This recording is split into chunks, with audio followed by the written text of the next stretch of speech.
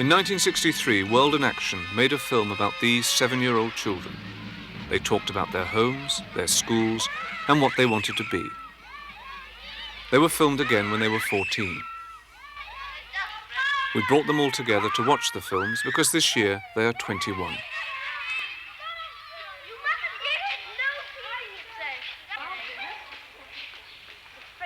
What are they doing now? How have they changed? What sort of people are they?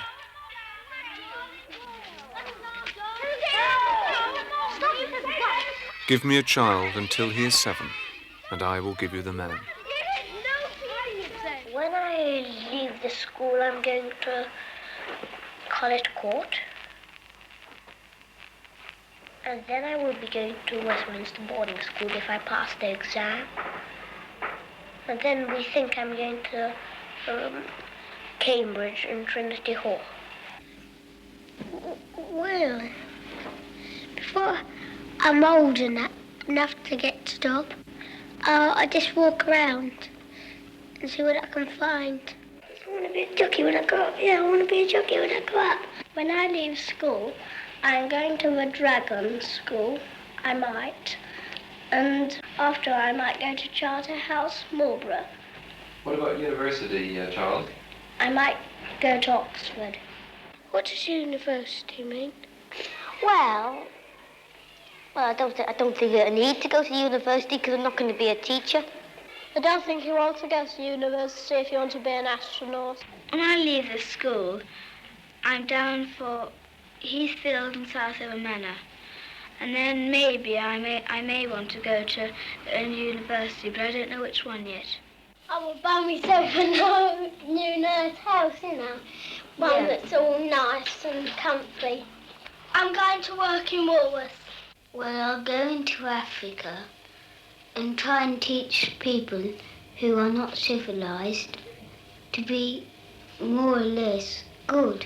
When I grow up, I'd like to find out all about the moon and all that. It's just that the limitations of such things as what the audience require and the time don't allow it to be a real study. I mean, if we accept this, then it's...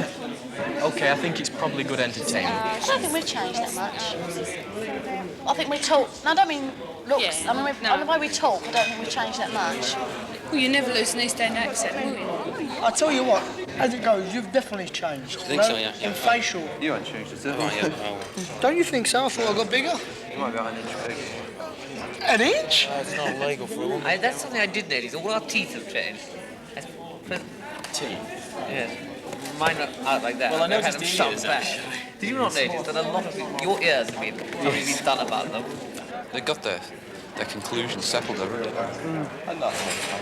They must have. The very fact that we met here today, and we've seen the films, and we feel as if we know everybody who's in the films now, has broken any class barriers that could possibly have existed.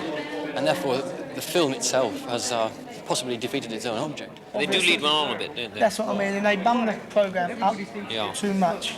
Yeah. To sort of extent to make that you're good and I'm bad. Yeah. Or vice versa, I think. no, don't be silly. No, I really do, actually, especially the 7 one. People tend to read significance into it that I don't think exists. One of my friends, for instance, had me pointed out to him as being destined to run the farm and being educationally pretty inept. This was obvious from the film. At 7, Nicholas was at a one-room village school in the Yorkshire Dales. Do you have a girlfriend? I don't want to answer that. I don't answer those kind of questions. I thought that one would come up because when I was doing the other one, somebody said, "What do you think about girls?" And I said, "I don't answer questions like that. Is that the reason you're asking it?" Yeah, I thought so. The best answer would be to say that I don't answer questions like that, but I mean, it was what I said when I was 7, and it's still the most sensible, but I mean, what about them? Well, you seemed at 14 very shy of the whole sexual life. Has that changed? I've tried to make a change, yes. Very definite, conscious effort not to be shy and to be more outgoing. And this is actually something I can point to in my own past and think, yes, I did make my mind up here, and here that I was going to try and change this, and this being basically my confidence and my sort of approach to, well, this is to people in general. When I grow up, I'd like to find out all about the moon and all that. I mean, I'm not... And I said I was interested in physics and chemistry. Well, I'm not going to do that here. Oh. You might be able to get somebody to will you explain this thing to me again? Nicholas is now in his second year at Oxford University. Well, I'm trying to be a physicist, to fill in the detail of whenever you meet somebody at university, the standard question is, where are you and what you're doing? And my answer is, I'm at Merton College and I'm doing physics. I'm doing that till it doesn't move up and down, just rotates. Okay. Then you can plug it in. We'll give it a whirl. So what career are you going to pursue? It depends whether I'll be good enough to do what I want to really do. I would like, if I can, to do research. Are there any disadvantages in coming from a small place like this and preparing yourself for Oxford? Well, it's a rather different background to go anywhere, Oxford, perhaps especially. It is rather more firm foundation, I would have thought, as to your character, than being brought up in a city. It's a fixed reference point, in a sense, that sort of earthy life and death cycle that you get living on a farm. So when something dies, it rots and feeds back into the earth. And sometimes it's helpful in a city where things that some people are very concerned about seem quite irrelevant. Is there any strength of your father as a farmer that you think he's transmitted to you? Well, you get a certain sort of calmness in some situations, you don't take things as they come, you become resigned to things. If the dog's chasing the animals in the wrong direction, then you just have to put up with it. If it won't do as it's told, you become resigned to these things. I suppose, yes, that's one possibility. Come on, Duffy, stop. Come on.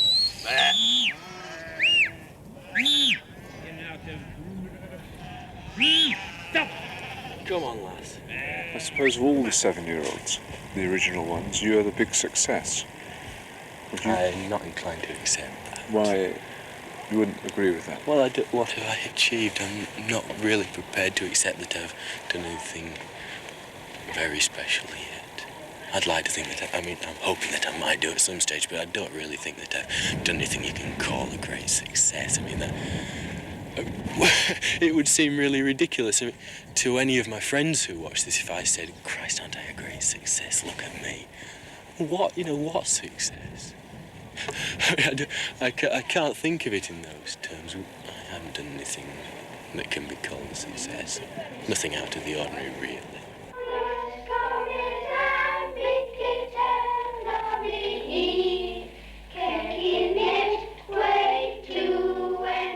Singing Waltzing Matilda in Latin at an exclusive pre-preparatory school in London, Charles, Andrew and John. I think it's not a bad idea to pay for schools, because if we didn't, schools would be so nasty and crowded. Yes. So do I think so. Yeah. And the poor people come rushing the man in charge of the school. Do you think there's any truth in the ideas behind the programme that certain people have more options than others, and this is undesirable? It's certainly true that more people know they have more options or imagine they have. I think in practical terms, the difference in numerical number of options isn't that great. The fact is that the three of us know that there's a whole range of things we can do. But the mere knowledge creates an option in itself. Yes. So I think we do have more options. And it is undesirable, but it's very difficult to correct. I don't think it is undesirable at all. I think what's undesirable is people who have had options don't take best advantage of them. But I can't see there's anything wrong as long as people don't abuse the opportunities and privileges they've had. If people behave responsibly, I think it's very good. There's sort of stability and structure in the society. We've been taught to expect more. It's not that because we've been to private schools, we're better qualified necessarily. No. Yes, I agree with that. It's a matter of expectations. Yes, I must say, all this talk about opportunities, it's something I did slightly object to in the programmes. We were shown at the age of 7, outlining sort of the academic sort of career that most of us did in fact pursue. Each sentence ended up, John is at Westminster, Andrew is at Charterhouse and everything, implying that we just sailed through, merely manifesting an intention at the age of 7. We didn't show the sleepless nights, the sort of poring over our books, the sort of, all the sweat and toil that got us to university and things. It was presented as if it was just, part of some indestructible birthright that we went to all these places, and I thought that was unfair. It didn't show us sort of having to do beastly jobs in the holidays, to make ends meet and things. It didn't give a very real sort of impression. The 3 girls are earning. Income-wise, they're far better off than I imagine all 3 of us are. Certainly I am. And background-wise, in terms of qualifications or the means of achieving their ends, they probably have just as many options as we do. Jacqueline, what do you think about coloured people? Well, they're nice, they're just the same as us, really. But one thing, that it's only because their skin's brown and we're white. Sort of pinkish we are. Some people from Africa... Jackie, Lynn and Susan. They went to primary school together in the East End of London. Lynn chose to go on to a grammar school and Jackie and Susan to a comprehensive. There is a danger, though, that you would get married at early 20s and have children quickly and then be stuck at home. Have you any thoughts on that? I don't really think about it much. No. I don't think I'd get married too early. I'd like to have a full life first and meet people. Before you can commit yourself to a family. What would you do if you had lots of money? About me, £2. I would buy myself a new nice house, one that's all nice and comfy. Jackie was married last year and now lives on a new estate in Essex. It's a nice estate. It's all borough. Yeah, it's not bad at all. What are they like, the neighbours? You see them a lot of them or what? Well, sort of to say hello to them more than anything. I mean, we borrow things off of them, which is just as well. That's what neighbours are for, isn't it? Yeah, right. Yeah, it's a similar colour scheme down here than upstairs, isn't it? Yeah, but this was more by luck than judgment, really. Was it like this when you come? No, it was all white. And you can imagine the state it was in. And friends had some paint handy, so Dad and Mick just sort of used the rollers, and in the day it was done. 2 coats, wallop, that was it. Susan is still single. I work for a travel company. They don't deal with the public, they deal with groups and company groups. And it's sort of incentive, holidays abroad and conferences, that sort of thing, which I like because I like foreign places, and I have to do, I do quite a bit of typing, but a lot of my work is involved in making bookings and dealing with hotels abroad. I left school and started work for an Australian bank, and I'm still there. I've been there, 3.5 years now. I've done various jobs within the bank. I started off as a telephonist typist, which was very interesting actually. You'd be surprised the sort of calls you get. And then I went on to work the NCR machine, which is the actual machine that posts the accounts, and counter work, dealing with clients' money and things like that. I'm going to work in Woolworths. Well, I'm school mobile librarian and assistant to the young people's office, which is where we are now. And I've been here since August last year. Lynn is now married, but still lives and works in the East End. I personally visit 8 schools with the van where they've not got position to get into a local library for class visits. I love working with children. You might remember on the last one I wanted to teach, but I didn't get to that. And seeing as it is today, I'm glad I didn't. The job situation for teachers as it is. And I think it takes a lot more patience than I've actually got. I'm much more at home here. Have I stamped yours? Yes. Yes? I've not stamped yours. Sleeping Beauty. What's the stamp? Do you sleep like a beauty? What'd you say? Thank you, Lorraine. I definitely make a point in reading all my new books that I get in. It's quite funny, I take loads of books home and people come and say, who are these kids' books on the table?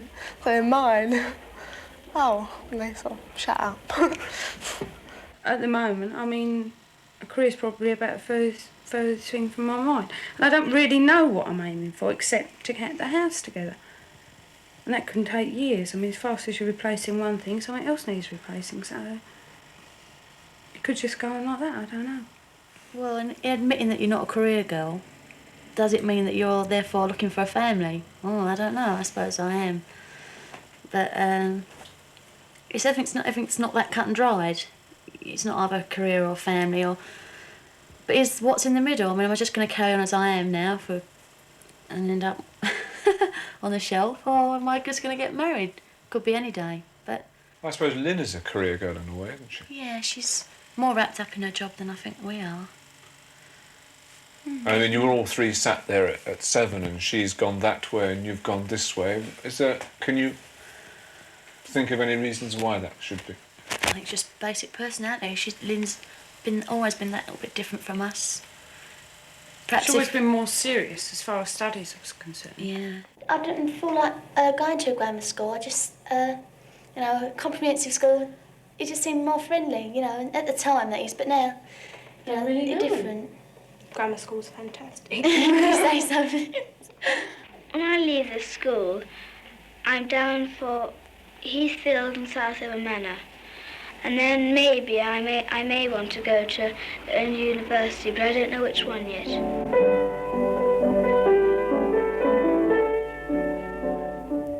This is Susie, the product of a private education and wealthy parents.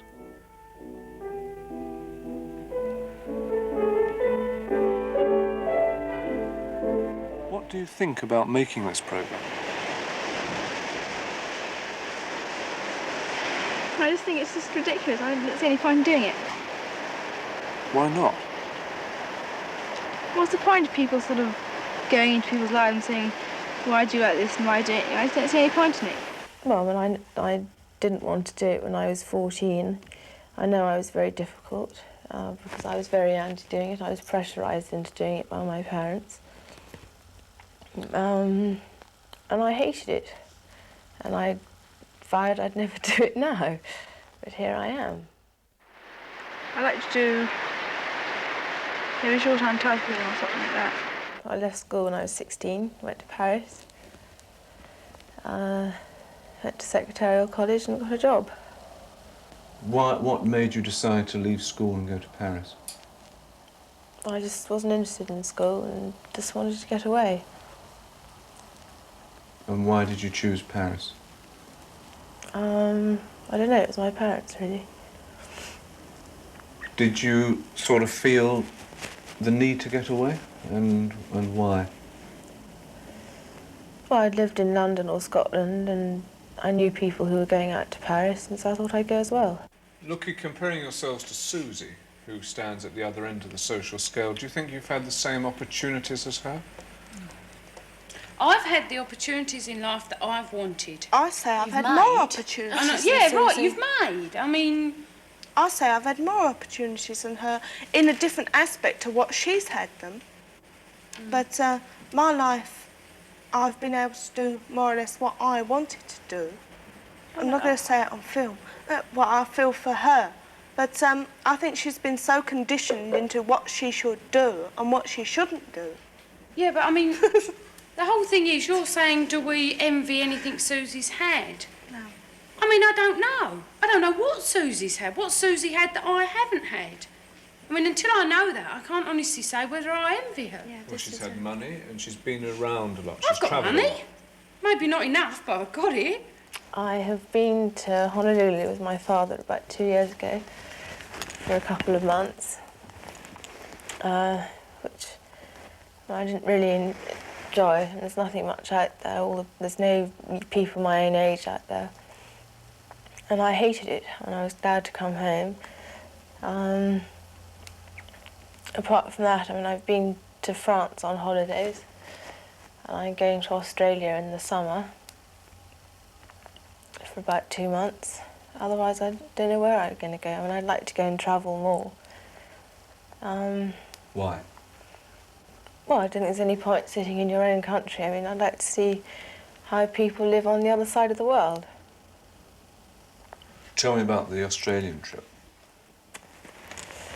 Well, I'm going in July for about 2 months with my cousin. Her elder sister's married out there. And we're just going out to see what it's like. I mean, we're going to not work out there. We're only going for 2 months. Yeah, we just feel that if we don't go now, we never will. And we've got the opportunity and the time to go now, so we're going. How are you going to pay for it? Save up and go. Do you get depressed by money problems? No, why? Why should you? If you can manage on what to you've get got. depressed over money. It's so I do. easy to, but why should you? Why When I bother reach about the it? 18th day of the month and my mortgage is due on the 20th and there's nowhere near enough money in there, I get depressed about it, obviously. Suddenly thinking, oh my God, what's going to happen, you know? But it gets there. Don't ask me how, but you get it. Do you think you've settled down too young? No. I've married and we do things together. Or, you know, I mean, I go out on my own sometimes with friends from work. He does the same. I mean, what do you mean by settle down? I mean, if you think that getting married, as far as we're concerned, is a case of going to work, come home, cook tea for hubby, going to bed, getting up, going to work, you're totally mistaken. Did you meet enough men before you decided who to marry? I've been married a year and a couple of months. You do think, Christ, what have I done? See, I've still got my And I'm ideals. being honest about it. And Russ thinks the same. You think, at times, you think, Christ, what have I done? Then again, But marriage, then if- marriage just means a different thing to me. I've still got my ideals about marriage. I don't know what it's all about, obviously. So I've still got pictures of cosy evenings indoors. With Rosy. Yeah, I mean, it's, Cosy evenings indoors with central heating. yeah. Or lack of I've it. got a lot to learn about getting married. I mean, your parents split up soon after you were 14. Mm-hmm. What sort of effect did that have on you? Well, obviously any child going through their parents splitting up age 14 was a very vulnerable age, and it does cut you up, but you know, you get over it. It's not, I mean, there was no point in them staying together for me, because it was worse. I mean, the rise and it's worse. And if two people can't live together, there's no point in making yourself, even for the sake of children. What is your attitude towards marriage for yourself? Well, I don't know. I mean, I haven't given it a lot of thought because I'm very, very cynical about it. But then, you know, you get a certain amount of faith restored in it. But I mean, I got friends and their parents are happily married, and so it does put faith back into you. But me, myself, I'm very cynical about it. Why? Because I think it kills whatever love is. I mean, it just seems to go wrong. What do you base that on? Well, people I've seen, people around me. I mean, obviously not a lot of my friends are married. A lot of people who are sort of 20, 30, they all seem to be getting divorced and can't stay together. And at the moment, I just don't really believe in it. Why do you think people can't hold marriages together? I don't know. I mean, I really don't know. I don't sort of sit down and think, you know, analyse marriage. It's not something I've had to come up and think about, whether I was going to get married. and I've got no desire to at the moment. I think 20 is far too young. What was the wedding like? Our wedding? Laugh.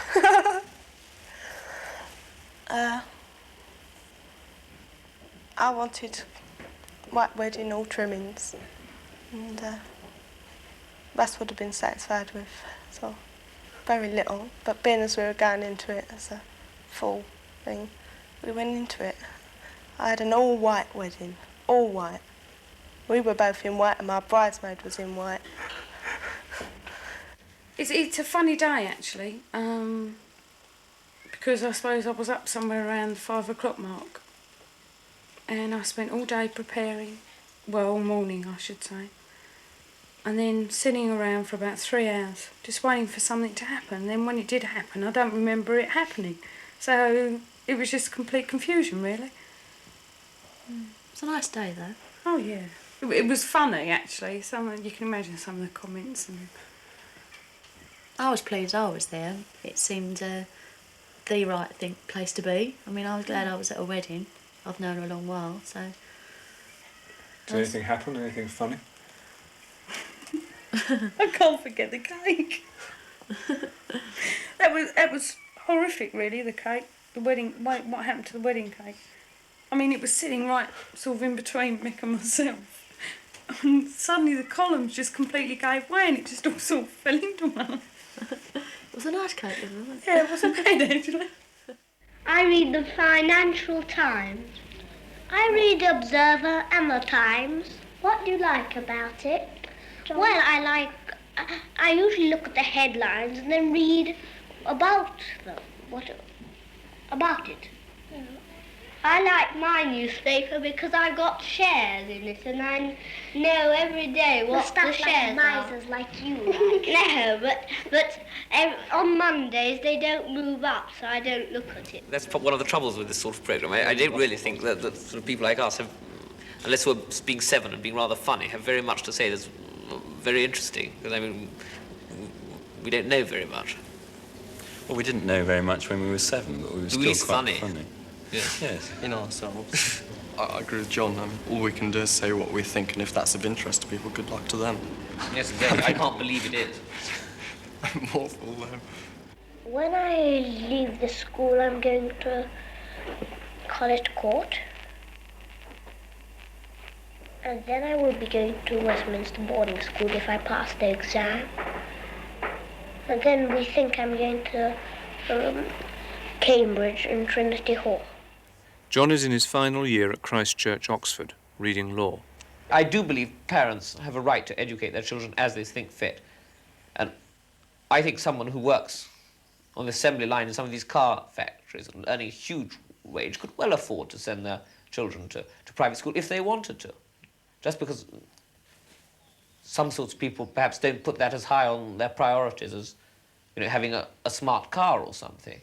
I don't think that that's any reason for abolishing public schools. I think an awful lot more people could afford to send their sons to school, to fee-paying school, but they don't choose to. I mean, that's their choice.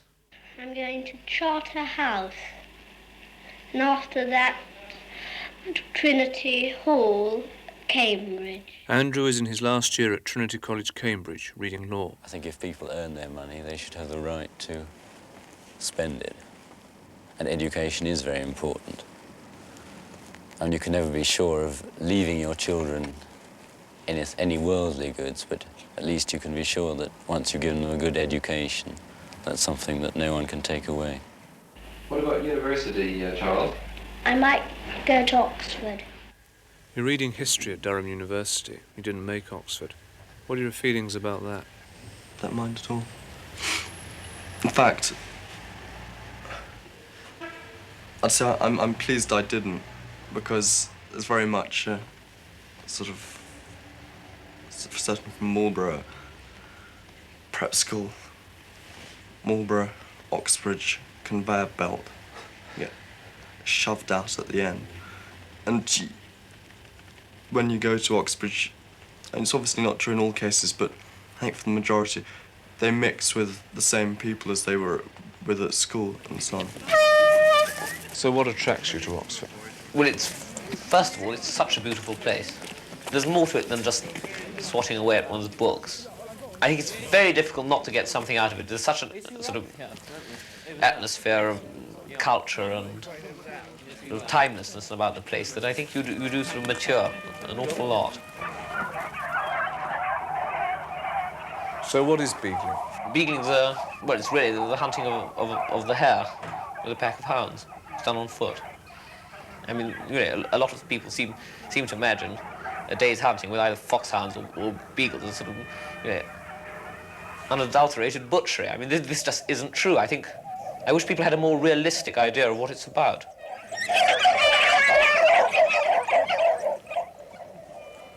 The hounds are over there, I think. I saw them last streaming along that hedge there.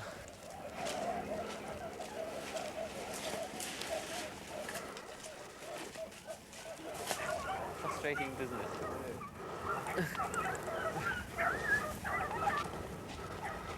I'm reasonably old-fashioned about certain things, but I mean, people who sort of go on a lot about the permissive society are missing the point if they think it's the only thing that's wrong is sort of sex. I think, you know, decreasing respect for the family as a unit, increasing dishonesty, both in business. I mean, there used to be much more, I think, much stronger developed ideas of commercial integrity and things that seem to be going around nowadays. Nowadays, people seem to be really sort of rather out for themselves. As sort of, I really do think, I suppose, it's an invasion by the American way of life, really, which I think is a very sad thing. Is that unstoppable, that trend, do you think? I think it really is, unfortunately, yes. So where does that leave your values? Well, it leaves them with me. And with my future children, who I shall inculcate them in. But might you not find yourself isolated? That really doesn't matter. I mean, if I believe my principles are right, and that I'm doing the right thing to bring my children up by them, it won't matter to me whether I'm living in the Middle Ages mentally. I mean, I shall do what's right. Well, when I was very small, my father always used to go skiing, and he took me with him, and we've been ever since, really. And how young were you when you started? Oh, about 5, on tiny little skis. It was quite frightening then. What is the appeal of it? Well, the sort of freedom and going in the snow in the mountains, and the feeling of speed, and getting away from people if you can. Do you save up to come skiing, or...? I don't, but my father does, as he pays for me. Your parents have been divorced since 14, since you were 14. That's right, quite recently. Yes. Tell me about that and the influence it's had on you. Well, not much influence, in fact, because it's happened when I'm quite old, and I'm away from home a lot anyway. It's very sad, of course, but I don't think it has had a great deal of influence. If it had happened when I was much younger, it would have had much more influence. An adverse influence, I would have thought. Did your parents' divorce leave any lasting mark on you? I don't know. I mean, I've seen the film at 14, so... I mean, that's far closer to the time. I would have thought it did, but... I don't talk about that anyway, so... Why? I think it's unfair on them. So, very few parents, I think, bring up their children with the intention of belittling them or doing as little for them as possible. I think you have to assume that most parents do as much as they can, given the circumstances for their children. And obviously things could have been far worse. Do you think it's changed your attitude to marriage, or...? It means that because I was faced with that situation, I have an attitude which is a positive attitude, rather than, well, everybody else gets married, therefore I shall get married.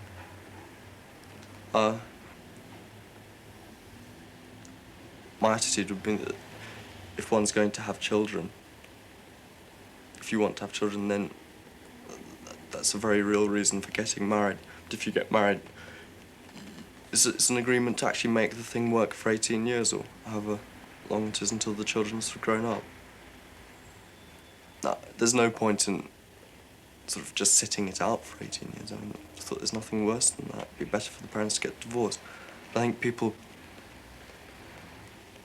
perhaps don't make as much effort as they should have, or should do, to make marriages work. It's very easy for me to say so, because I've never been in the position. I mean, in what ways should people make more effort? I think people just take too much for granted when they get married, or used to. Not now, perhaps. I mean, I don't know about you, for instance. I know my mother. I mean, she said that she was spoiled, really. And she never really realised how lucky she'd been until she'd actually been divorced. Up to about 12. Maybe it's different with other people, but I found that you're much more attached to your parents. Once you come to about 13, 14, you're not quite so attached to them. I think the system of having house captains is rather good, because when somebody's naughty, the house captain asks him and has a talk to him. Once I had a talk to Greville. He was in my house, and I asked Sir if he could put him out of my house because he was always getting minuses. What did Sir say? Yes. So Sir said that we'd see about it this term. Well, I think it's a very good system. Have you had to speak to anyone? It's just because you're one, I suppose. No, you're not. I haven't. You're not, are you? But I am. It's Straw Macanessa. You got 3 minuses in a day. He's a pest. If I go to the bar, I should like a reasonable amount of success. I shouldn't like to be on the breadline, which is all too common. I'd like to be a solicitor, and also fairly successful. I only know what I don't want, and that's a nuclear family and a semi-detached in Brentford. Do you three see yourselves staying in England, living in England, making your careers in England? Yes. Well, the trouble is, law is not really very exportable, from my point of view, anyway. And I quite like England. Yes, I can't say I really approve very much of the sort of people who emigrate. I mean, it's too easy for people who... This is where I would agree with you about people who have had opportunities. I do think they've got a corresponding duty to sort of put back. You know, people who've had things going well for them really ought to stay and sort of help the country out when it's, you know, things aren't going very well. I don't believe in all this pulling one's money out. But that's a moral sort of point of view. I do believe people have the right to live where they like and also to move their assets around. But on a moral level, I do very strongly feel that people shouldn't quit. Is that why you don't want to leave? Yeah. And also, I can't imagine anywhere so nice as England. Probably stay in England for the reasons that John put forward. I think one has a moral duty. Sounds terrible, but yeah, if it's up to one certainly to make an attempt to put something back in to whatever it is that you're doing in England, having used the various facilities that are put out for you by the state. I think the more you've had out of the country, the more privileges you're born with, the greater your duty is. We chose 2 boys from a children's home in Middlesex. Paul? Say you had a wife, say you had to eat what they cooked you, and say I don't like greens, well I don't, and say she said you have to eat what you give, so I don't like greens, say she gives me greens, and that's it. Well, as far as I know, my mother and father they separated originally, I think. They eventually got divorced. I went to the boarding school for 1 year and then we immigrated to Australia. My father got remarried. And how did you get on with your stepmother? Pretty well, but like I said before, I mean, I'm not just not close, I'm not really close to my father either. Paul left the children's home when he was 8. Our other boy stayed until he was 13, Simon. Was it difficult moving from the home back to live with your mother? But you're still here after 8 years now. Yeah. Well, I find it's comfortable. See, I can get on well with my mother sometimes. Well, that's good because a lot of... young children can't get on with their parents at all at this time of their life. But I get on pretty well with my mum now. We talk very well with each other, but it's sometimes not quite as mother and son, sort of more like friends. What sort of life does your mother have? It always seems hard. I mean, she's always been nervous. Not all the time, but she has periods of depression or deep depression or whatever they call it. And it sort of makes me think, well, what happened there? What effect has that had on you, do you think? Well, it's made me very sort of protective towards her. I feel I've got to help her all the time. They say, where's your father then? You know, when your mum's out at work, instead of your father. And I just tell them I ain't got one.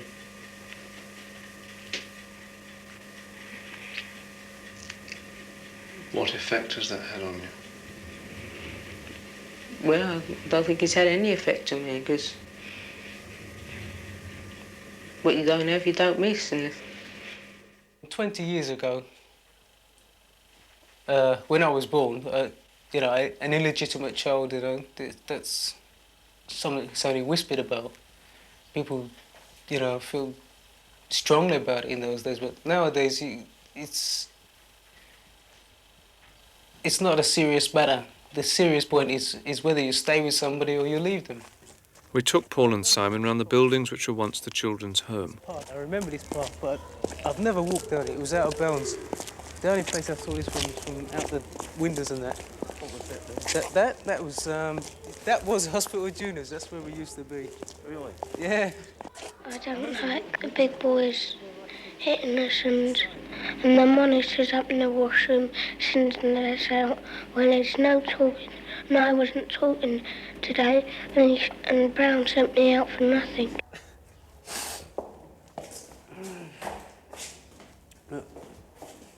Remember the tiles? No, I remember when they were cleaner. Remember the two officers? Yeah, doctors and the nurses. Something's gone. The seats. Yeah, the seats. The smell's gone. Remember Midgley? Yeah. He was a real bastard. I remember one night, I forget what I actually did, but he made me clean all the shoes in the house, you know. It was about 50 pair of shoes and it took about 2 hours or something. Well, I feel like bundling when there's already a fight. Ah, do you remember Froggy Page? No. It was the tailor. I remember him. Taylor? Yeah, he was there for 37 years or something. Bent over backwards or bent over forwards or something. The golf course. Yeah. I used to think about running away over that. I'm too scared. That's where the headmaster's son used to shoot the squirrels off the trees. Yeah. Do you remember the boy that, in the senior part, when my brother was, he was sleeping one time and he went out the second-storey window. Oh, the sleepwalker. Weaver, Robert Weaver. Yeah, and we all had to pray for him. Yeah. He's the one. Everybody said he had a steel plate in his head. Yeah. How did you find Simon after you haven't seen him for 14 years? Well, I didn't recognise him at all, but I think we got along really well. I don't know what he'd say to that, but I found him very likeable. You know, he's the sort of person if I could, I'd like to do something for them, you know, because I feel I've got, no offence to him, but I feel I've got more than him. It's just that it seems to me things have fallen into line there, you know, for me. Everything's started to come good. I've started to enjoy life. You know, I've started to think, well, you know, I'm not a no-hoper. Because I think that's what I've always thought about myself. I know I didn't have any confidence in myself, despite what I said when I was 14. I've always lacked confidence. I still do to a certain extent, but nothing like I did, say, when I was 14. The job I'm in, bricklaying, I enjoy it and it interests me. And I'm very content at work. In June last year, I was made a junior partner. That was through circumstances, but I look at it this way, I'm not great at bricklaying, right? But if I wasn't good enough and my boss didn't think I was good enough, he would have never have made me a junior partner. As for the job, you know, you build a house and you turn around and look at it and you say, oh, well, I did that. It's better than sort of having a whole row of figures. It's substance, you know, there's something there. Simon works in the freezer room of a meat company near his home in Middlesex. My job's running away from me. You do jobs which I suppose are fairly routine and dull. What keeps you going during them? Oh, it's definitely the people there. You work up a kind of team spirit there, you know, I mean, you can think about all the work you've got to do in the morning, and you just don't want to go. But once you get there, it's all generally, I was going to say messing around, but I won't say that. Managers might see it. Sort of joking about. They make you feel you want to get the work done. Go out and get some. Just ask for them. I mean, we always say, when we come out of the chiller, we don't want to go back in. But when we get back in, we get on with it, you know. So are you a good timekeeper? Depends. Usually I try to get to work early, but I have periods of, I just think, you know, sod it. If I get there, I get there. But I think the hardest thing is to get up in the morning. I mean, for me, it takes a great deal out of me. I mean, Would you never feel you should be doing better jobs than these? Aren't you worth more than this? No, I haven't really. I suppose I just like hard work. I don't know. But it's never really sort of worried me. I suppose it should, but it just hasn't. And how do you see the future as far as work goes? Well, I know I can't stay at Wolves forever. I mean, it's just not me. I couldn't stay there for that long. My mind would go dead. But I think if I really wanted to, I could learn a trade, even now. You know, if I really felt that I ought to get out and do something different, I could learn a trade if I wanted to. And what would you like to be doing, say, in 7 years?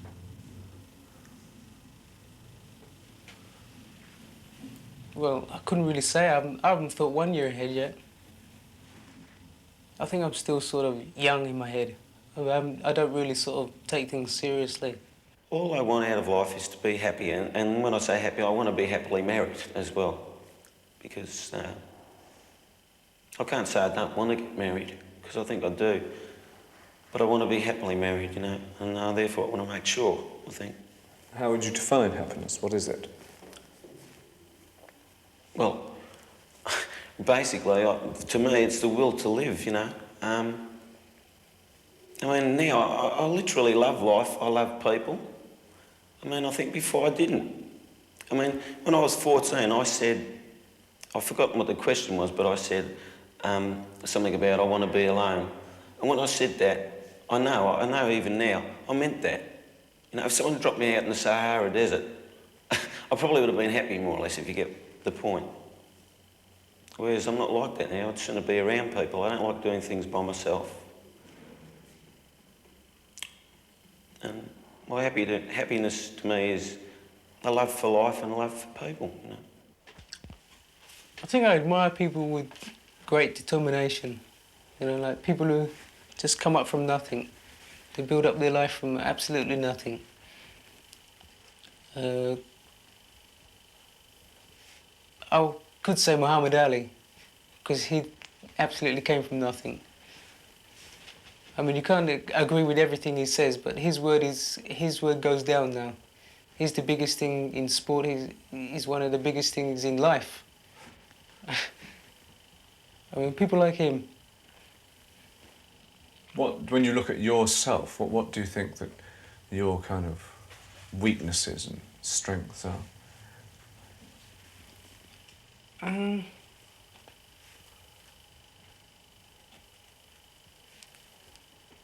I think my main weakness is I don't really take a grip of life. I don't really look...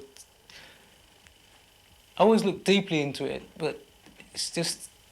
it seems to be just a sort of hobby with me. I look at everything and I criticise it and I work everything out, but after that I just sort of leave it. I find it hard to express emotion most of the time. Although I'm getting on top of that more now, you know. I mean, just a simple thing to say to sort of Susan, you know, I love you, something like that.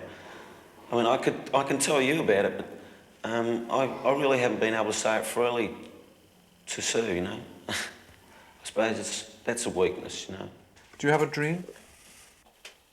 A dream? Not so much a dream, but I know if I ever wanted to get on, I could do it. I mean, I always feel that I've got something inside me that would make me move. But I think what it is really, I'm just waiting for an excuse to use it. You know, at the moment, I feel okay just getting on with life, just sort of keeping up.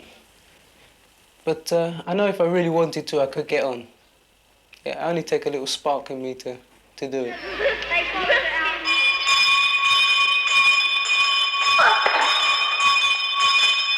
Is it important to fight? Yes.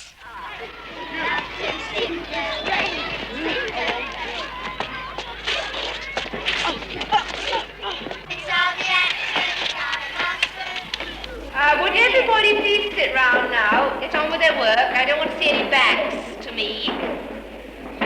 Shouldn't be anybody turning round. Tony, do you hear as well?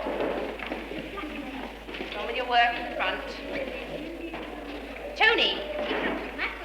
Don't turn round again. I want to be a jockey when I grow up. Yeah, I want to be a jockey when I grow up.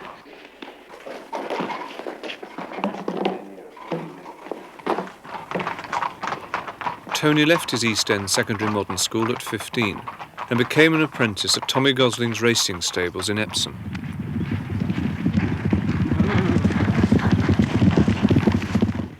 This is a photo finish when I rode at Newbury. I'm the one with the white cap. I was beating a length and a half a third and had a photo finish. So I took it out of the box and kept it as a souvenir. Have you got any other pictures of you as a jockey? Yeah, I've got a lot of them. Show me that one. That one when I was that one when I was at Windsor. That was my last ride on the old horse, Shadow Deef that was. He was a lovely old horse. I'll never forget him. How many rides did you have? Only 3. Why was that? Well, obviously, if I was good enough, I would have had more. That was the first day I've ever put myself in silks. That was my first ride ever. What did it feel like? It felt like there's no words that can explain how you feel. That one was when I was going to the parade ring. They're not very good. My brother, I mean, he's not no good at taking photos. He's no Luke Snowden. But describe the feeling, go on. Describe, well, I mean, Frankie Durr, right, he was told to look after me, so I went in there, I said, I don't know, my first ride. And he said, all right, don't worry, like, your governor has told me to look after you. And so I was changing in my silks, and I felt good, you know, I could see all the faces, like I think, or when I look on the paper, I think sort of Jeff Lewis, Frankie Durr, and I thought myself, all of a sudden I'm in the same room getting changed. Then I walked in the parade ring, and all my family's there, and they were going, go on, Tony, like, and the governor come over and he said, you've got to do this to the horse, you hold him back, you go half pace, keep your hands down, keep him in the rails. And I'm going, yeah, like nod. Then all of a sudden, when he said, jockeys, please man, and the bell went ding ding, and my heart just sunk because I thought myself, here I was always yesterday, sort of nobody, here I am today, I'm king, like, I felt king for one day, or for 10 minutes. Do you regret not making it?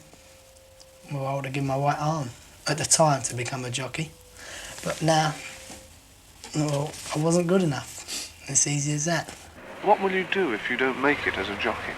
I don't know. If I knew I couldn't be one, I'd get out of the game. Wouldn't bother. Well, what do you think you would do then? Learn on taxis. Taxi driver.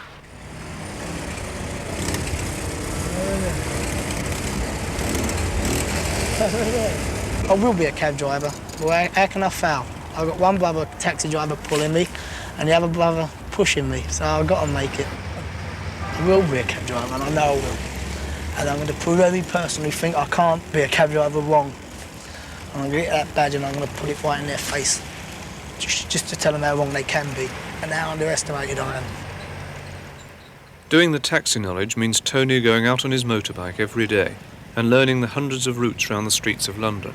But I can sort of just get up, go on my bike, do 2 runs, come home, call them over, then boom, I'm done my day's work, and then I go out here and I earn my money. Hackney Wick, it's my sort of living, I can say, until the time I'm a cab driver. But I mean, my freedom's here, and that is the main thing what I want. Tony spends his spare time at Hackney Wick Greyhound Stadium placing bets for the punters. 55 to 20, Boris. £55 20, Boris.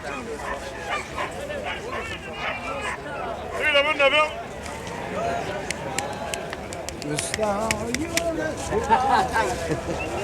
the one cool the dog. 4.550s, 4.550s, 40. Poor sunshine, poor cool the dog. Take it. If your father gambles, you always looked upon how he gambles. I'll try my luck, see what he does. And I took it from there, it's sort of in you. Some people drink and they can't get out of drinking. Some people smoke and they can't stop smoking. Well, I think I'm firmly on the ground as a gambler. I know you can't win gambling, putting money on dogs and horses. I know that. But if you put other people's money on, well, you can't lose. What do they call you here? I reckon a pest, something like that. Because I'm always running and sort of doing everything what I shouldn't be doing. I mean, I thought I was going to get barred one day because I don't mean to make a nuisance of myself. I mean, it's for the other patrons of the place. I mean, they wouldn't want to see a little boy nipping between the feet, running, putting a bet on here for a face. You understand? They think, God, what's he doing? Is he mad? I mean, I walk up there and I order the teas. There could be 8 people in front of me. I just go, can I have a tea, please? Tea, please, 5 times. Tea, please, tea, please. And they've got to serve me before them to get rid of me. You understand? So that's how you got to do it. Just keep on and on, and they go, oh, drive me mad here, I'll get rid of him. That's easy as that. That's the way to get on in life. Just be annoyance all the time to a person, and they go, oh, just drive me mad, get them away from me. And they do more or less, they give you the first option. So I'll fire them out. You're very short. Has that had much trouble? Well, when a bird said to me the other day, she said, ain't you small? So I said, but you're ugly, at least I can grow. And I said, what can they say to that? They can't say nothing, can they? So a thing like that, or example, she said to me, ain't you small? So I looked at her tits and she was only about 30. I said, but you're not too big either, so we're both in the same way. Have you got a girlfriend? Nope. Would you like to have a girlfriend? Nope. You understand 4 Fs? Find them, feed them, and forget them. But with the other F, I'll let you use your own discrimination. I mean, this one, I tried to do the 3 Fs, but I couldn't forget her. I'd done the 3 Fs, and I couldn't forget her. It sounds silly, but that's the only way I can put it. Tell me about the family. I mean, are you fairly closely knit? Well, I love them all. There's not one I don't love more than other than my mum, obviously. But your mum is the root of the sort of tree. You love your mum best. So what do you like about living in the East End? It's very sort of real. There's nothing false. Only the police. I'm firmly placed, and there's no way I can see getting out. I wouldn't want to get out, really. It's very hard to make it in the East End because your roots are firmly stuck in the ground. And you've got to have a big hard pull to get them out. So are there many villains in the East End? There has been in the time, I suppose. Like, obviously, the originals were the Quay twins. We're in Valence Road now. As it goes, they used to live here in a house they used to call Full Balance, because it was that hard to get into, I expect. Do you have much to do with villains? I can't say I have much to do. I wouldn't say I'm a villain myself. I don't go thieving or I don't do anybody any harm, fighting-wise. I'm trying to say that wherever you go, there's villains, and whether you mix with them or not, I mean, it's up to you. Does it worry you, the possibility of becoming one of them? How can I become a villain? If it's not in you, if it's not born in you, you won't become one. Don't you think you're going to regret not having education? Where does that come into it? It doesn't come into it in my mind. Education is just a thing to say my son is higher than him or my son had a better background than him. I mean, I'm as good or even better than most of them people, especially on this programme. I mean, I'm one of the tail enders. You think, oh, the East End boy, you know, and he ain't got no good education. But all of a sudden, the East End boy's got a car, motorbike, and he goes to Spain every year and whatever.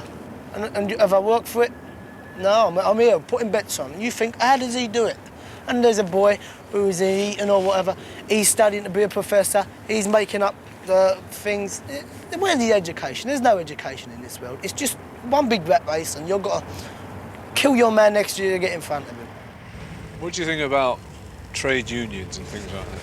I don't know. I don't know enough to know about them, if you understand me. I mean, I'm not a politician, so let them worry about what's coming for the next day. All I understand is dogs' prices, girls, knowledge, road, streets, squares, and mum and dad and love. That's all I understand, that's all I want to understand.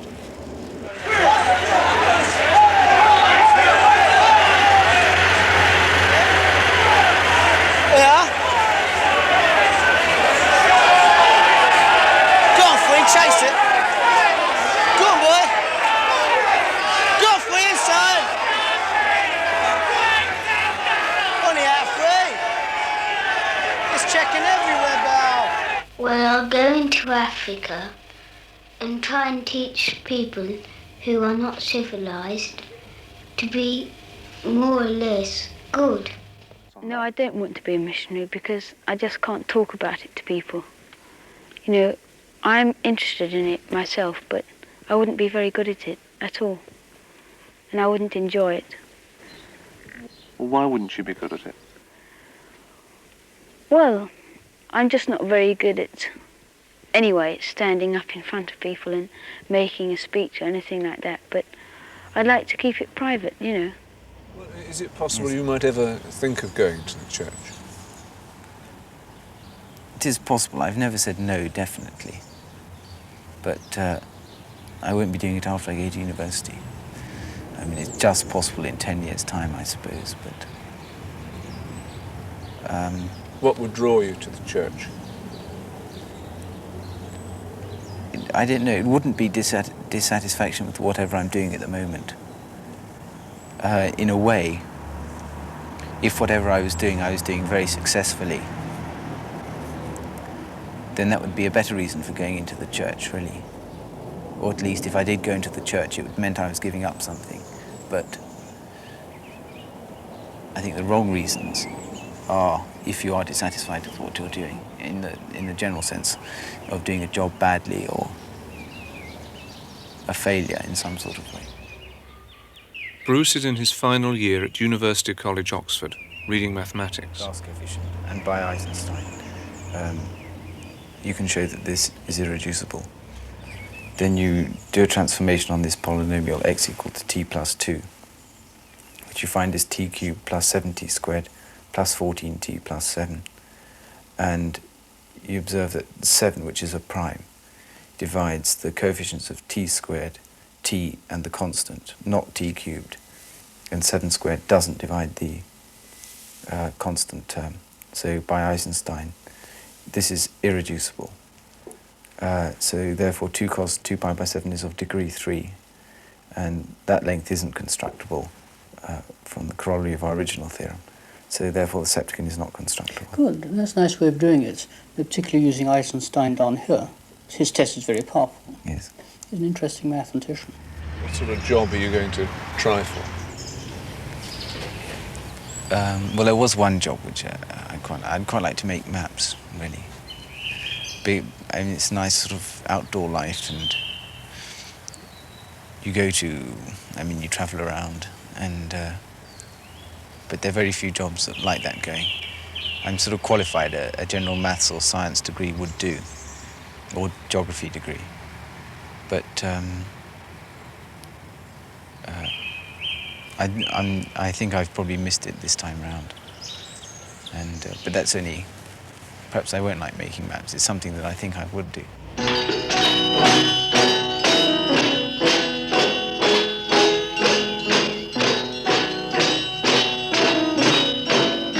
Melbrick probably had a great influence on me in a way. I mean, I was absolutely shocked rigid when I went to my prep school and found people thought of doing things wrong. I never really upset anyone or questioned authority or misbehaved in any of my 2 later schools, which may seem an ideal sort of thing, but I think it's probably healthy to question why you have to do certain things, which I never did. Bruce was a boarder at this pre-preparatory school from the age of 5. Squad left foot inward, place. Squad breathing. Well, it is mainly this lack of responsibility for doing jobs given to me. People will say, why haven't you done this? Look, you've upset us. I was secretary of Bridge Society, Chess Society, Cricket Society, Scottish Dancing Society, and I didn't do anything for any of them, and they were all very angry. And I spent last summer term in total seclusion. I saw maybe half a dozen people all term in my room, darting across quads. People would say, I saw Baldwin today, and they'd say, no, really? It was awful, really. My heart's desire is to see my daddy, who's 6,000 miles away. You know, I've been getting on well with my stepfather. And I like to see my father occasionally. And he does come over from Rhodesia. What effect has the fact, that you've seen very little of your father had on you? Nothing really. It's something I regret that I didn't really get to know him better at all. We're both very bad writers. I'm probably worse than him. And that's something I regret, is not having just a regular correspondence. Because I think he's an interesting man, actually. And he probably regrets it as well. Well, what do you think about your own upbringing? I mean, what have been the strongest influences on that? Probably to not let down my mother, really, because she's worked awfully hard to get me through school. And I haven't let her down yet. Then, as far as not having my mother's divorce, I don't think that really has the effect that people imagine it to have. I mean, I always have got on well with my stepfather and with my half-sister. So, in that sense, I've had a family life. I'd help people if I had a chance. You know, by, say, giving a little bit of money to charity or sponsoring things or things like that. Well, I took 9 months off between school and university. And there I taught at a school and worked in the Banbury sewage works for 2 months. And, what sort of school was it? Well, I never like admitting this, but it was a handicap school. It seems to present me as wanting to do these things. I suppose in a way I do, and I do get some satisfaction from doing it, but I could so easily have done something else. I mean, it was just almost an accident that I ended up at the spastic school.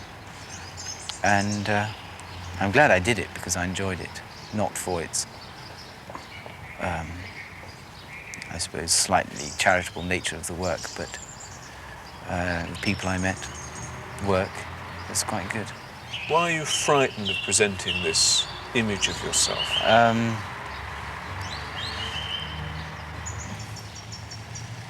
It's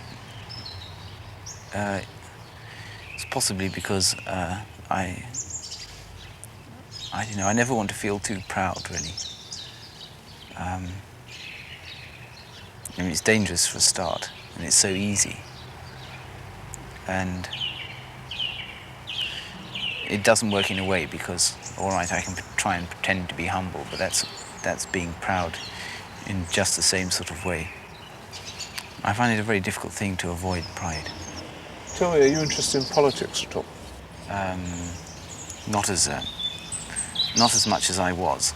I am about the only socialist in my village, and I go into the pub and sort of expect to stand up and defend all socialist policies. Sort of, this is the village socialist, no, village idiot, sorry. And you agree with all this immigration, so I stand up and defend it, and it's awfully hard work there. I think I'm going to give that up. So where do you stand politically now, then, if you're giving up? Well, I am I'm still socialist, but not as energetically as I was, I suppose. I mean, what do you think about the way England's been run at the moment?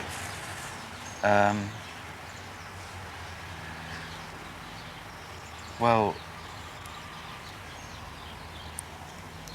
I'm glad the socialists are in power, because this elusive thing called freedom is sort of rearing its head, and the Conservatives are pushing it forward. And this argument, I thought this argument was smashed at the early years of this century, but it seems to be coming back, and it really is exceptionally dangerous, because the more you try and defend freedom, you allow everybody to do exactly what they like within limits, then the less you have. I mean, there's no freedom in being living in a slum. There's no, I mean, it's all right, you can say the chap can do whatever he wants, he can get a better job or anything, but that's just not the case. The more you defend freedom, the less you have it. Well, my girlfriend is in Africa, and I don't think I'll have another chance of seeing her again. You got any girlfriend? No, not yet. I'm sure it will come, but not yet. What is your attitude to sex? Well, it's not quite the normal attitude to anti-sex. It's more, I mean, I, as it were, burnt my fingers a little, and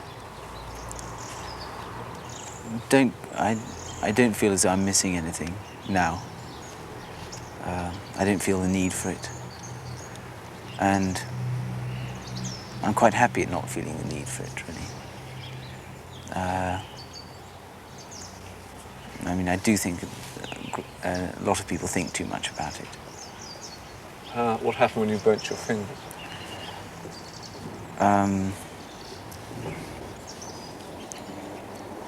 I'd rather not talk about it, really. Well, no, but I don't really mean that. I mean, I don't mean that I don't want to talk about it. Just, I need quite a long time to think about it, really. Why?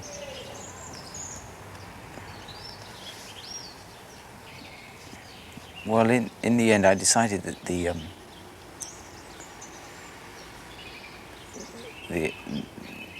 effect, the pleasure, or just didn't seem worth it, really. Didn't seem worth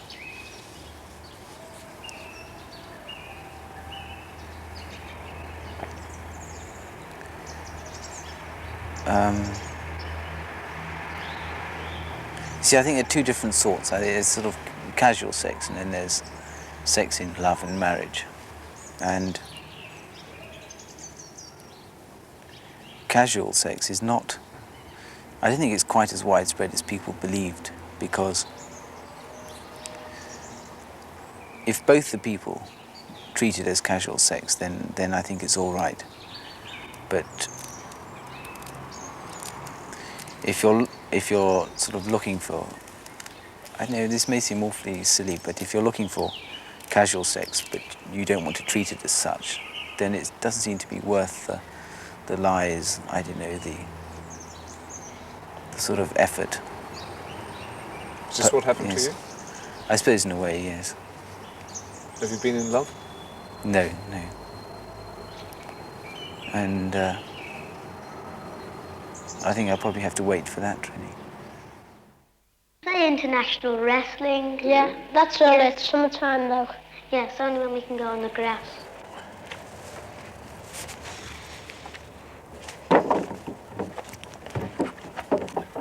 Neil went to a comprehensive school in Liverpool, got 4 A-levels, then walked out of Aberdeen University after 1 term, and is now doing casual labour in London. I came to London, I think, because I wanted to start a new life, really.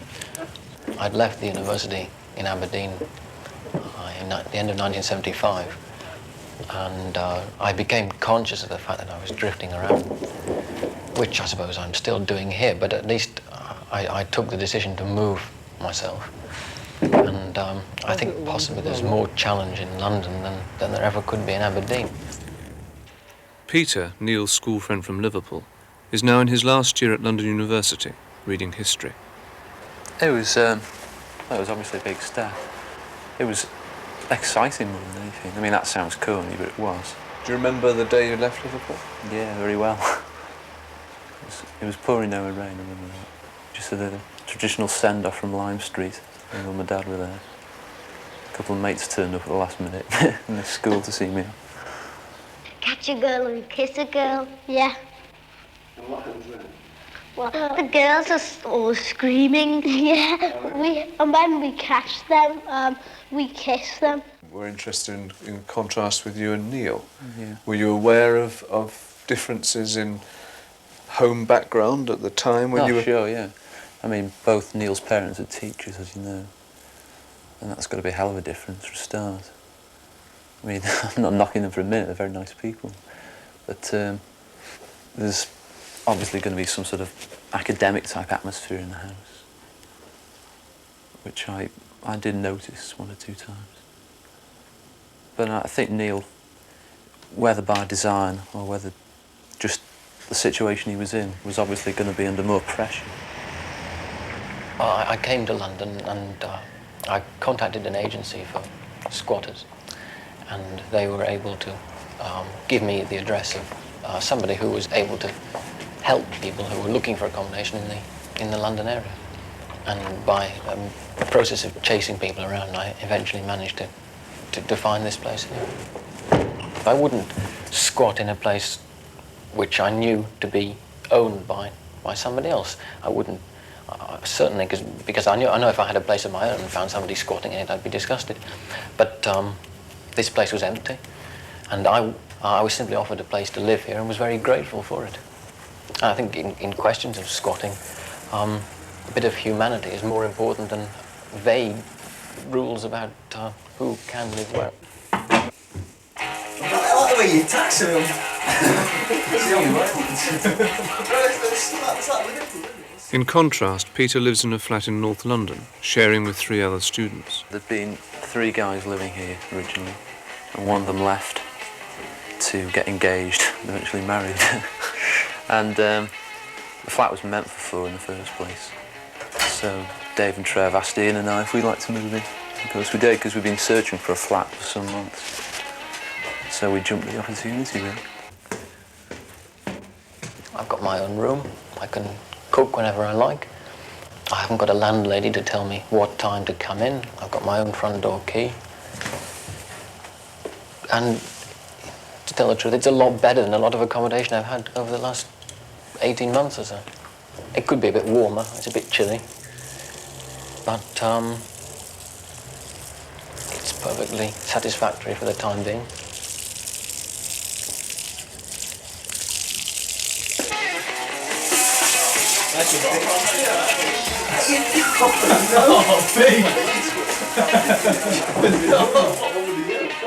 Because of obvious restrictions, you know. Like you've got to cook for yourself, you've got to think for yourself a lot more. But it's certainly not exhausting or wearing, I thought it might be. I mean, you know, cooking that may sound as a challenge of some sort. You're going to have to split 2 subjects, you 3. Well, once Carolyn Tedford said she loved me. And I'm going to marry her when I grow up. Oh, I hate her. She's always getting bad-tempered and cross with me. Is she? Yeah, she says, Neil Hughes, move your desk forward. And when I put it back, she said, Neil Hughes, take your chair forward. And she just gets into very cross with me like that. Tell me about the period in your life when you went to university and what happened. It was a very short period. I was only at university. Well, I was only taking university seriously for a matter of a couple of months, 2 or 3 months. Maybe I went to the wrong university, or maybe university life didn't suit me. Either way, I felt a very great need to get out of the system. Well, this is my final year, so I'm not in college that much. I don't have to be. So what I'm expected to do is to be laying out revision timetables at home and working like a slave, which I'm not at the moment, but I will be soon. I did make an application to Oxford, but I didn't get in, and well, I think that's in the past now, and I don't know whether I would have been any happier at Oxford. It always had been a dream to get into Oxford. I think because people had encouraged me and because I knew famous people having been to Oxford. And I'd read memoirs written by famous people, things such as Brideshead Revisited, which was a great favourite. But these, I suppose, are, well, they were dreams of which I had while I was at school, and I have to just get over the fact that I didn't get into Oxford, probably because I didn't approach the thing in the right way. Are you bitter about it? I was very, very bitter at the time. Maybe I still am, but I tried to get over it. I think once I can get myself going, I can work solid, yeah. But it's the motive, which is very hard to acquire when you're at the flat most of the time. It's hard to sort of look ahead to next June and think of those exams. But I dare say I'll do it, get the average type degree, you know. I'm not worried. I mean, is it a problem to motivating yourself, generally? Yeah, it can be. I can look back in the day and think, you know, hell, I wasted that. Although I might have enjoyed it at the time. What sort of influence did your parents have on you? Well, they made me believe in God from the start, which I certainly wouldn't, I don't know even now whether I do believe in God or not. I've thought an awful lot about it, actually, and I still don't know. But still, this was absolutely certain. If one was to survive in the world, one had to believe in God. This was something which was taught to me. Always think of other people first before yourself, to a ridiculous, neurotic degree, which I think affected me. What do you mean by that? Well, this is, I suppose, is basic Christianity. The sort of, if somebody slaps you on one cheek, let them do it on the other, almost literally taken, which gave me a few shocks when I tried to put it into practice. In what way? I don't think, well, to be honest, to go back to that question, I don't think I was really taught any sort of policy of living at all by my parents. This is probably their biggest mistake. That I was just left to fend for myself in a world which they seemed completely oblivious of. And I found that even when I tried to discuss problems which were facing me in school, my parents didn't seem to be aware of the nature of the problem. Were they ambitious for you? Yeah, but along set lines which they had planned. I think they've often said to me that they had seen me even from when I was very young in a certain type of career. And possibly they'd never even thought that anything else was vaguely possible. They probably imagined I would be maybe a university lecturer or a bank manager or something like this. Something, some kind of indoor work which involved writing and reading and this sort of thing, because they didn't take account of the other side of my personality. But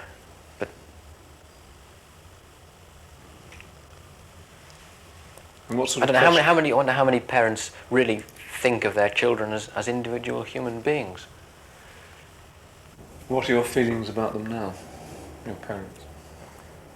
I'm glad they're there, because if I ever become homeless again, I will be able to go back and live with them. They wouldn't object to this. I'm capable of getting on with my parents perfectly well if they are willing to let me live as another adult in their house and appreciate that I'm living my own way of life and that I am living there because I can't think of anything else to do with myself. I mean, what do they think of what you're doing now? They accept it. I think now they do accept the type of person I am. And they see this as just as simply my attempting to add more experience to my life, which satisfies me. Are they worried about you? Probably, yes. But no more worried now than they were when I first left the university. That was probably the time at which they were most worried. And we have, in fact, managed to discuss a lot of personal things which I felt at one time I'd never be able to discuss. And therefore, as I say, it is possible for me to live for a few weeks, even for a month or so at home without there being too much friction. So are you under pressure to get a job, to think of what you're going to do when you leave in June? Yeah, I suspect they am from the parents. They keep dropping hints, which is only fair, you know, I can understand their feeling. I mean, obviously I've got to get a job. I don't want to laze around in the dole for months and months. I'm going to go mad. I just can't see what I'll be doing in 9-10 months' time now. Does that depress you or does that excite you? No, it certainly doesn't depress me. Perhaps it does excite me in a way, yeah. Something will turn up and something of that nature, you know. But obviously you've got to think realistically about doing something. I mean, I might be living in cloud cuckoo land, you know. Sort of, Mum and Dad might say, no, son, that's not life. You don't get a job you like. And I'd like to think I could. Well, we pretend we've got swords, and we make the noises of the swords fighting, and when somebody stabs us, we go, ah. What goes through your mind when you look at saw those two films when you were at 7, Bright and Perky and... I find it hard to believe that I was ever like that, but there's the evidence. I wonder why I was like that. I wonder what it was inside me that made me like that. And I can see even at 14 that I was beginning to get more subdued and I was putting a lot more thought into what I was saying, to a ridiculous degree. And probably when I was 7, I don't know, I lived in a wonderful world where everything was sensation and dumb. I could be happy like this, and I could be miserable the next minute. And I didn't have to plan for the future. I didn't have to worry about having friends and all this sort of thing, because everything was so mapped out for me. I don't know what sort of stumbling blocks should be put in a child's way to get him used to living in the outside world.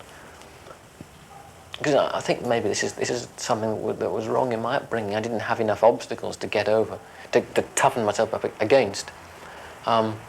I was unprepared for things as they were, but looking back, even now, I couldn't think of what might have been done, and I certainly wouldn't start writing educational theory about this, because I know how personal a thing it is, and it probably wouldn't work in anybody else's case. Would you like to be 7 again? No, because I'd know that I had to be 21 again. And then I moved up to a comprehensive school. I found it much bigger, of course, and I found it hard to settle into at first. But now I've been here a few years, I know my way around, and it's a very good idea to have competition. Otherwise you might start to relax, really, and not so try hard enough. Yes, I was, at that age I was very conscious of having to struggle, because I suppose what parents and teachers were saying. Well, they said, you've got a brain, you must put all your effort into schoolwork. Well, what else could they have said? I would have probably been just as angry, looking back, if they'd never encouraged my intellectual efforts at all. When I get married, I don't want to have any children because they are always doing naughty things and making the whole house untidy. Do you have any great ambition, any dream? I suppose yes, well, I would like to be somebody in a position of importance, and I've always thought this.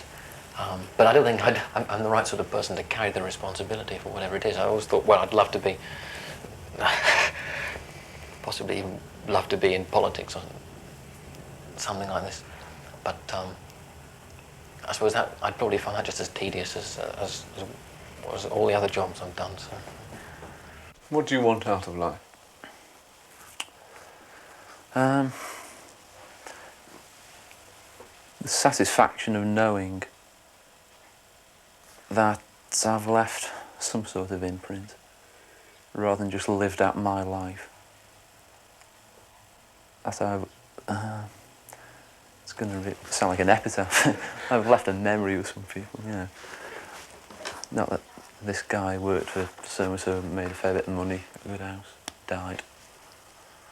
I'd like to think I've done something, but then and again it must be like a drop in the ocean, I suppose. I mean, who's going to remember me in 100 years' time? So is it that important? You'll live out your life. But I would like to think I'm going to do something with it. Something positive. Do you and Peter have the same values? I think we both value happiness and stability. I think most people do. But you've kicked against the stability that's I don't think I ever had any stability, to be quite honest. I can't think of any time in my life when I ever did. I don't think I've been kicking against anything. I think I've been kicking in mid-air the whole of my life.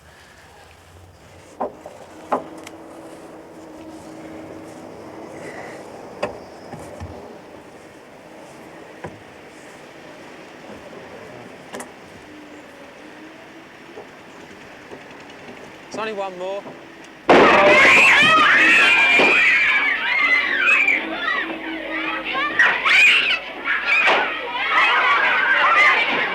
What do they think about each other? And how would they act together? To find out, we invited them all to one big party and joined in. If I say that I love you, and you know it's true, if you said that you leave me, what would I do? I'll get you back if you let me. I'll take your hand and see. I'll always follow you. Yes, but they were a bit too tough for my liking. So they hit me right in the back and I've still got a pain there. The Prussians. Oh yes, oh yes, oh yes. They're nuts. Just have to touch them. Well, some of them were rather dirty. What do you think about I played them with them quite naturally. I think they were rather nice, really. What do you think about rich people? Well, not much. Tell me about them. Well, they think they can do everything without you doing it as well. And they think just because they're rich and they have to have people like they have to do all their work and stuff. What would you do if you had lots of money? About me, £2. Me, Lindsay. I would help the poor. Yeah, because the poor, if you don't help them, they sort of die soon, wouldn't they? And every time we have a harvest festival, we send them food to them. Once these two, Susan and Janet Sensen went round giving it out with Mr. Floyd. I don't think much of the accents. Neither do I. Neither do I. But it doesn't prevent me liking them. You ever think to yourself, well, jump out of that suit, come in the East End, throw the books in the corner and do it, what you have to do. I certainly throw the books in the corner. You understand what I'm trying to say? Yeah. What are you going to do anyway? I've really no idea.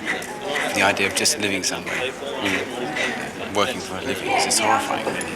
I mean, being a student is very easy. Doesn't take long. I just postponed the decision, really, by going to university. Oh, looks like being a student's easy. That's why I left school. It's too hard. Really? Who is to say what a 7-year-old child is? I don't think there's any way you can do it. So a 7-year-old child could seem to be one thing, and you could always argue that the end product was produced by what he actually was, rather than what he seemed to be. Do you normally use the tape or a bookkeeper? No, a bookmaker, but I always frighten they'll clear off. What? I always frighten they'll clear off no, if they're going to bad off. No, they're not like that. They can always get hold of money. What fears do you have for the future? Well, certainly the idea of, as we were saying before, getting into a job and sort of getting stuck in it, and that's it, without knowing why you're doing it. But I would think now that this is the time where I could think about something like that and make sure it doesn't happen. I really don't see how one's life can be a failure, in that if I became a journalist and got sacked at 30, it's probably because I'd grown out of it, or I'd changed, so I was no longer suitable, so therefore I'd find something else which I'd find, I enjoyed and which my talents were suited to. I have never suffered at all. Never been driven to despair or tears or... I didn't know, have any of the others? My strength is being able to keep going, really.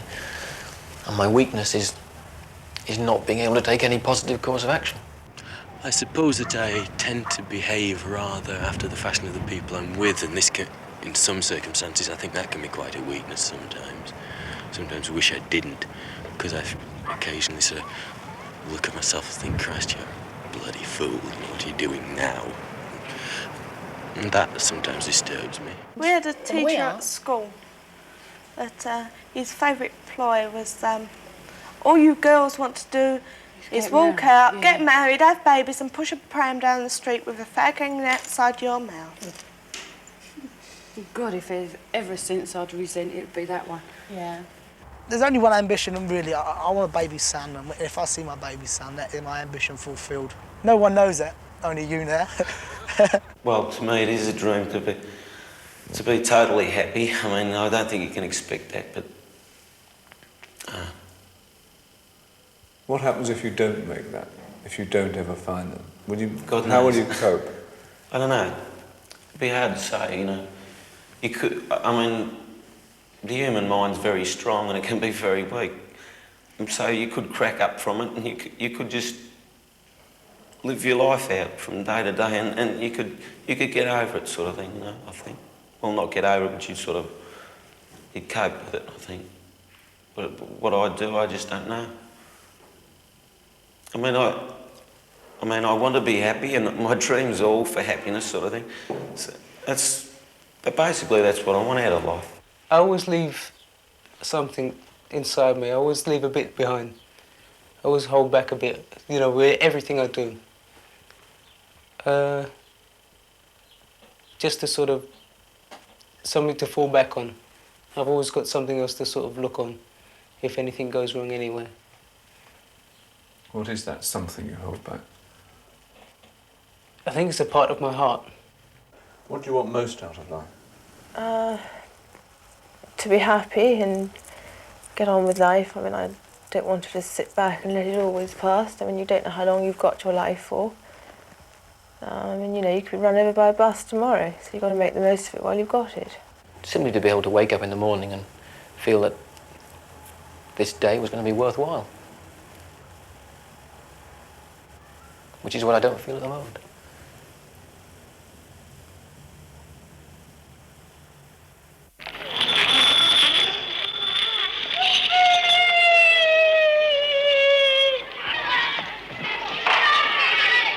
At the end of their very special day in London, after their trip to the zoo and the party, we took our children to an adventure playground where they could do just what they liked. Those from the children's home set about building a house. The houses in Australia, the average sort of living there, it would do me fine. I mean, it's terrific. I often say I'm saving to settle down with Yvonne. And then I think to myself, I might buy a car instead.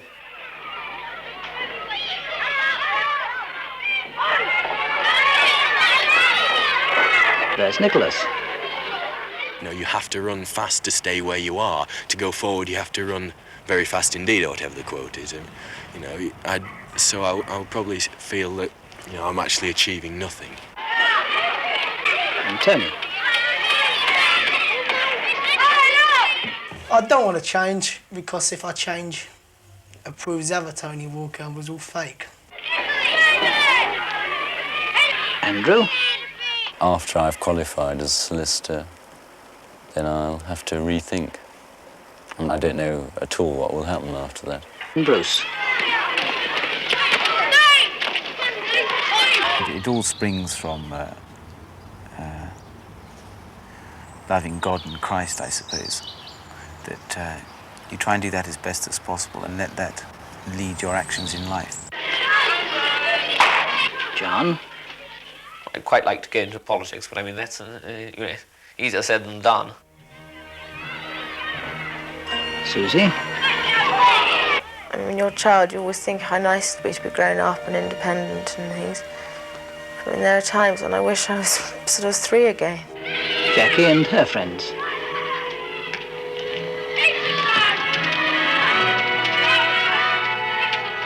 Give me a child until he is 7, and I will give you the man.